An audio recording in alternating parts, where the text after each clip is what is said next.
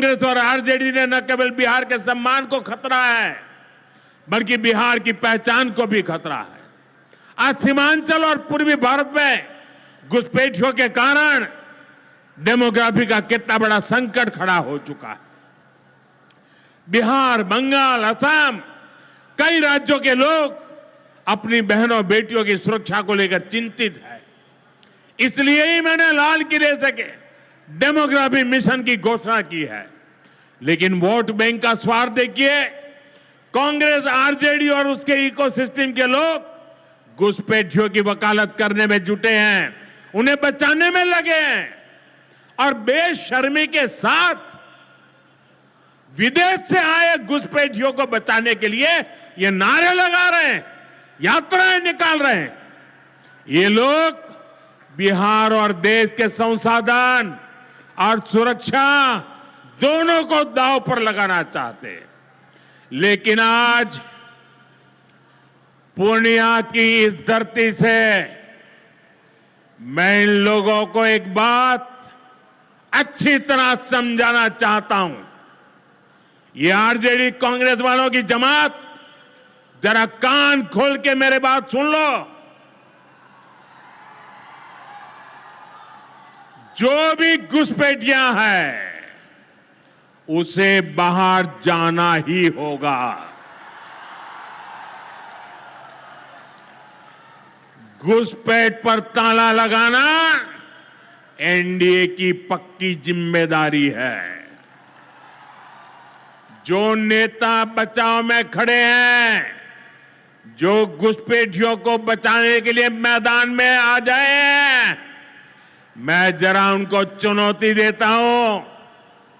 आप घुसपैठियों को बचाने में चाहे जितना जोर लगा लें, आप घुसपैठियों को हटाने के संकल्प पर काम करते रहेंगे। जो लोग घुसपैठियों की ढाल बनते हैं वो सुन ले, भारत में भारत का कानून चलेगा, घुसपैठियों की मनमानी नहीं चलेगी। ये मोदी की गारंटी है। घुसपैठियों पर कार्रवाई होगी और देश इसका अच्छा परिणाम भी देख के रहेगा। घुसपैठ के समर्थन में कांग्रेस, आरजेडी वाले जो विषय उछाल रहे हैं, बिहार और देश की जनता उन्हें बहुत करारा जवाब देने जा रही है। साथियों, कांग्रेस और आरजेडी बीते 2 दशक से बिहार की सत्ता से बाहर है और निसंदेह इसमें सबसे बड़ी भूमिका बिहार की मेरी माताओं बहनों की है। मैं बिहार की माताओं बहनों को विशेष प्रणाम करता हूं। आज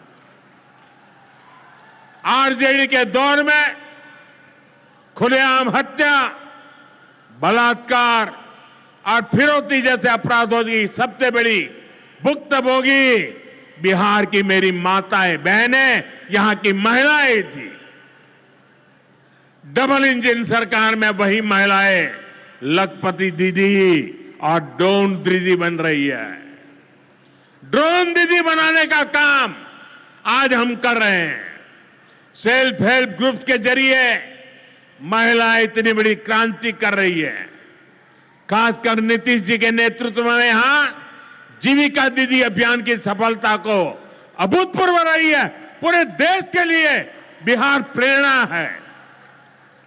साथियों, आज भी यहां लगभग 500 करोड़ रुपए का कम्युनिटी इन्वेस्टमेंट फंड हमारी इन बहनों के लिए जारी किया गया। 500 करोड़ रुपया। ये राशि क्लस्टर लेवल फेडरेशन तक पहुंचेगी, जहां से गांव-गांव के स्वयं सहायता समूहों को ताकत मिलेगी। इससे महिलाओं का अपना सामर्थ्य बढ़ाने का अवसर मिलेगा। साथियों, बिहार के विकास की ये गति, बिहार की प्रगति कुछ लोगों को रास नहीं आ रही है। जिन लोगों ने दशकों तक बिहार का शोषण किया, इस मिट्टी को धोखा दिया, आज वो ये मानने को तैयारी नहीं कि बिहार भी नए कीर्तिमान बना सकता है। आप देखिए, बिहार के हर क्षेत्र में हजारों करोड़ रुपए के डेवलपमेंट प्रोजेक्ट पर काम चल रहा है। बिहार के राजगीर में हॉकी का एशिया कप जैसा बड़ा आयोजन हुआ। ओटा सिमरिया पुल जैसे ऐतिहासिक निर्माण कार्य बिहार में हुए। Made in Bihar rail engine Africa तक एक्सपोर्ट होकर जा रहा है। लेकिन ये सब कांग्रेस और आरजेडी वालों को पच नहीं रहा है। बिहार जब भी आगे बढ़ता है, ये लोग बिहार का अपमान करने में जुट जाते हैं।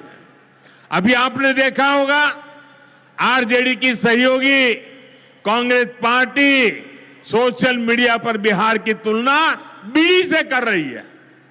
इन लोगों को बिहार से इतनी नफरत है, इन लोगों ने घोटाले और भ्रष्टाचार करके बिहार की साख को बहुत नुकसान पहुंचाया। अब बिहार को विकास करते देखकर कांग्रेस आरजेडी ने फिर बिहार को बदनाम करने की ठान ली है। भाइयों बहनों, ऐसी मानसिकता वाले लोग कभी बिहार का भला नहीं कर सकते। जिन लोगों को अपनी तिजोरी भरने की चिंता रही हो, वो गरीब के घर की चिंता क्यों करें? कांग्रेस के एक प्रधानमंत्री ने माना था कि कांग्रेस सरकार 100 पैसा भेजती है, 100 रुपये तो 85 पैसा बीच में ही लूट जाता है।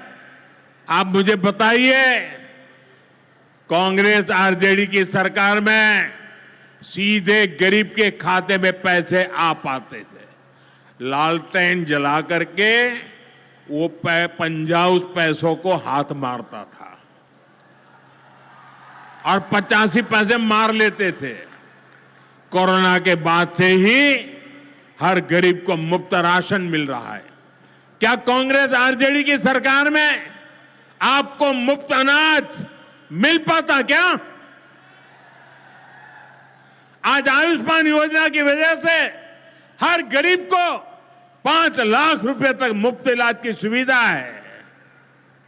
जिन लोगों ने आपके लिए अस्पताल तक नहीं बनवाए, वो आपको मुफ्त इलाज की सुविधा, मैं आपसे पूछना चाहता हूं, क्या ये मुफ्त इलाज की सुविधा दे पाते क्या? आपकी चिंता कर सकते क्या?